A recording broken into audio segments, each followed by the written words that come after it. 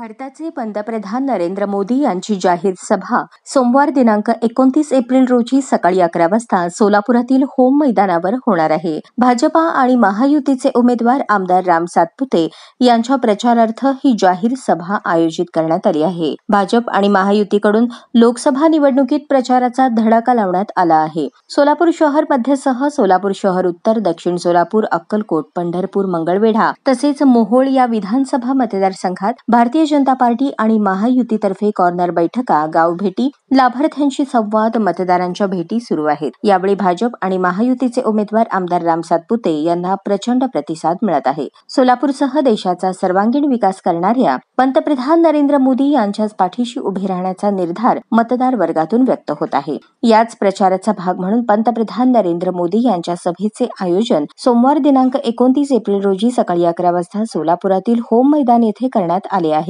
पंतप्रधान नरेंद्र मोदी यांच्या सोलापूर शहर जिल्ह्यासह देशाच्या विकासाचे व्हिजन ऐकण्यासाठी सोलापूरकरांनी प्रचंड संख्येने उपस्थित राहावे असे आवाहन भारतीय जनता पार्टीकडून करण्यात आले आहे.